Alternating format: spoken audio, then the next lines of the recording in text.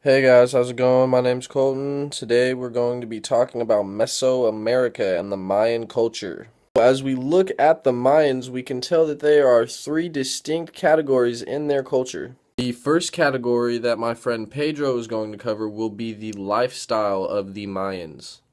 As we go into depth on Mayan lifestyle, you will catch a glimpse of their location, their class system, their agricultural practices, and their agricultural preferences. As we move past Mayan lifestyle with Pedro, we can take a look at Mayan religious practices with TR. As TR begins to go into depth on Mayan religious practices, you will begin to see that the Mayans firmly believed in blood sacrifice to their worshipped entities.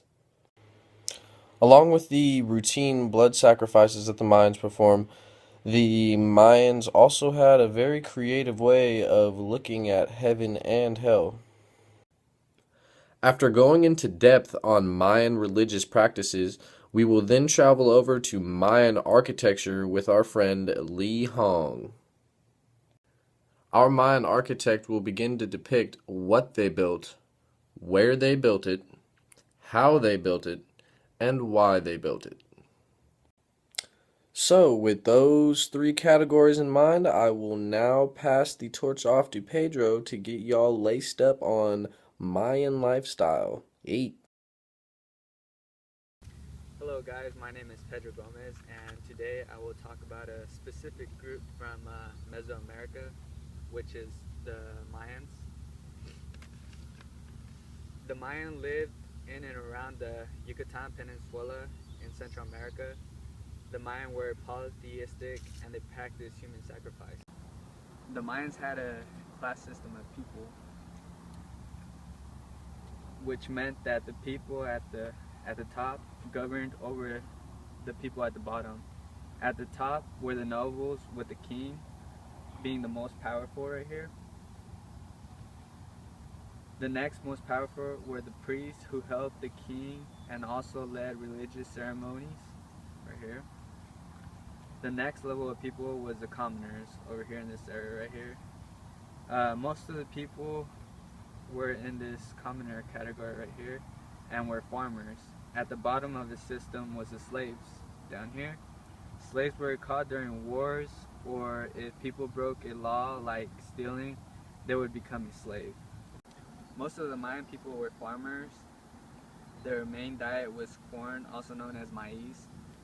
Other things they grew were beans, squash, avocado, pure avocado, sweet potato, guayaba, chili peppers, cocoa beans, vanilla beans, papaya, and tomatoes. They raised dogs, turkeys, and ducks for food. They also used feathers from the turkeys and the ducks for clothes. The Mayans raised bees to make honey. In the wild, they hunted deer, rabbits, armadillos, and they fished. They also ate turtles, iguanas, and insects. The Mayans used every part of the animal for food, clothing. The Mayan cities consisted of temples and pyramids. The cities were religious centers only. Neither the farmers nor the slaves would live there. Priests lived in the cities and would carry out daily religious duties, practically sacrifices. The peasants would periodically gather for religious ceremonies and festivals. The Mayan family all lived together in small houses outside the city. The house would usually have one or two rooms made of wood or occasionally stone. The men farmed and hunted. The women would cook and weave. The children helped out their mothers with the chores. Um, but what happened to the Maya? The Maya abandoned many of the cities around 900 AD for unknown reasons. So the big question is, what happened to the Maya? The Maya abandoned many of the cities around 900 AD for unknown reasons. My name is Armando Escobar, and today we're going to talk about Mayan religion, the priesthood, and how it affected the lives of the Mayan people. Let us begin with the Mayan interpretation of heaven and hell. The Mayan believed there were 13 different levels of heaven and 9 different levels of hell. Each was governed inhabited by a different god. According to the Papu'u, in the beginning, nothing existed but a vast empty sky and a great calm sea, until the gods who dwelt in the primordial sea, called the heart of the sea, joined with the gods of the sky, called the heart of the sky. Together the great ones conceived the emergence of the earth, which arose just like a cloud, like a mist, now forming and unfolding. Then the mountains were separated from the water, and all at once the great mountains came forth. And then there were plants, and in time people.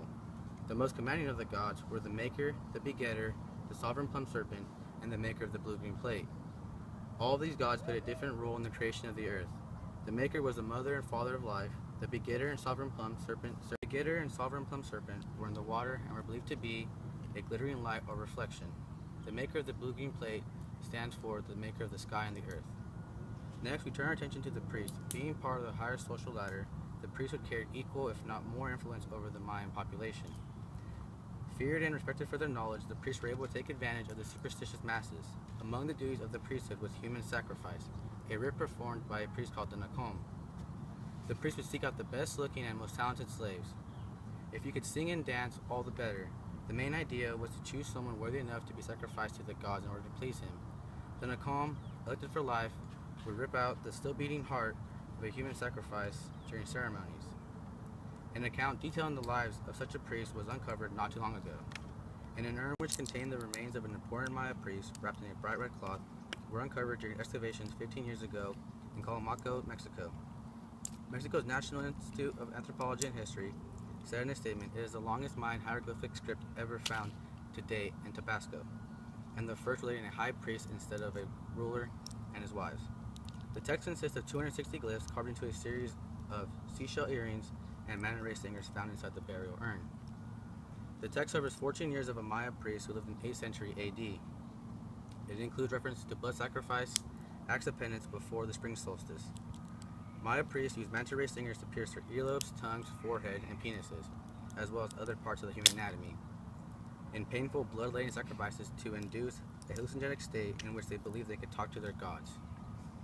Other duties included the study of divination, interpreting spiritual omens, and predicting future events.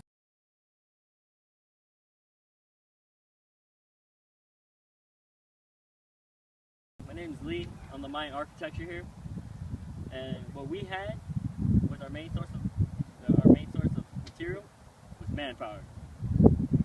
The material that we used was limestone because it was soft when it was mined, and it was pliable enough for us to use with our stone tools.